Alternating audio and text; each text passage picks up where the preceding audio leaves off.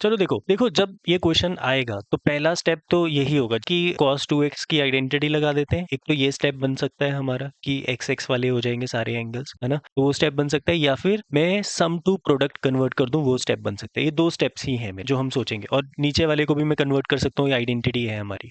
तो दोनों तरीकों से करके देखेंगे, जिससे आंसर बन गया तो वो हमारा क्या हो जाएगा। अगर दोनों से बन गया तो अच्छी बात है, ठीक है। तो पहला, अगर मैं cos 2x की आइडेंटिटी लगाता हूँ तो वही करते हैं, cos x minus cos 2x की चार आइडेंटिटीज है, बट लगाएंगे हम सिर्फ वही वाली जिसमें cos होता है, सिर्फ 2 cos square x minus 1 upon 1 minus cos x को भी ऐसे ही रहने देते हैं, ठीक है। वैसे इसको हम लिख सकते हैं 2 sin square x by 2, but वो फिर एंगल आधा हो जाएगा, फिर फायदा क्या होगा, फिर ऊपर भी आधा एंगल करना पड़ेगा। यहाँ पर आएगा cos x minus 2 cos square x plus 1 by 1 minus cos x p of x।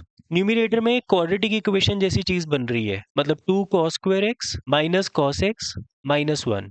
Minus का साइन बाहर लिख लेते हैं जो हमने चेंज कर दिया, नीचे 1 माइनस cos x। न्यूमिनेटर में जो आपकी टर्म बन रही है वो एक क्वाड्रेटिक इक्वेशन बन रही है जिसका प्रोडक्ट -2 है और जिसका सम -1 है। तो दो नंबर्स जिनको मल्टीप्लाई करके -2 एंड 1, तो आपके पास ऐसा आ जाएगा, ये minus integration of 2 cos square x minus 2 cos x plus 1 cos x minus 1 upon 1 minus cos x p of x। तो ऊपर इन दोनों में से जब आप कॉमन लोगे तो 2 cos x कॉमन निकल रहा है, अंदर बचेगा cos x minus 1 plus 1 common निकल रहा है cos x माइनस 1, और नीचे आपके पास 1 माइनस cos x है, वो ऊपर बिल्कुल सेम फैक्टर बन रहा है, कैंसिल हो जाएगा। तो एक फैक्टर बन रहा है 2 cos x प्लस 1 और दूसरा cos x माइनस 1, और नीचे भी आपके पास क्या बन रहा है, माइनस अगर कॉमन ले लो तो cos x माइनस 1 ही बन रहा है, ये कैंसिल हो जाएगा, माइनस से माइनस कैंसिल हो जाएगा, मतलब आपके पास आएगा 2 cos x plus 1 d of x। तो cos की इंटीग्रेशन प्लस साइन होती है तो sin x प्लस 1 की इंटीग्रेशन x होती है प्लस c। ये हमारा आंसर आ जाएगा। समझ आया बेटा? ठीक है, ये क्वेश्चन है आपका प्रोडक्ट टू सम, और नीचे मैं उसको साइन में कन्वर्ट कर रहा था, तो एक बार ही करते हैं, हो रहा है इससे, ठीक है। ऊपर सम टू प्रोडक्ट करोगे तो आपके पास साइन में कन्वर्ट हो जाएगा ये, क्योंकि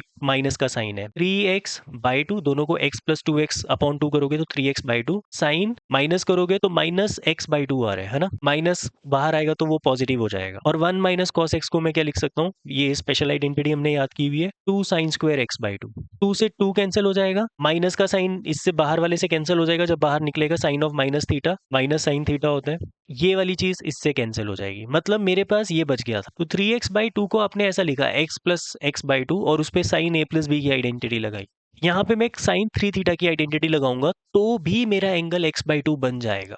तो साइन 3 थीटा की identity 3 sine x by 2 minus 4 sine cube x by 2 बन जाएगा, साइन x बाई 2। अच्छा, इस पे भी फिर हमें फर्दर करना ही पड़ेगा, साइन कॉमन ले लेंगे, आपको पता है स्प्लिट कर दो काट दो, तो आपके पास ऐसा बचेगा 3 minus 4 sine square x by 2 D of x।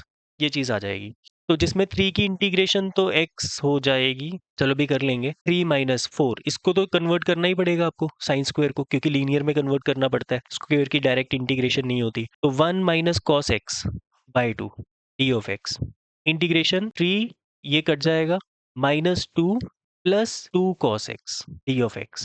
तो 3 minus 2 that is 1 plus 2 cos x D of x, और शायद यही आया था हमारा जब हमने पिछली बार किया था, हाँ सेम सेम चीज है। तो इसकी इंटीग्रेशन क्या हो जाएगी, x plus 2 sine x plus c। समझ आया बेटा? ध्यान में रखना है क्वेश्चन। और कोई क्वेश्चन भी है बेटा?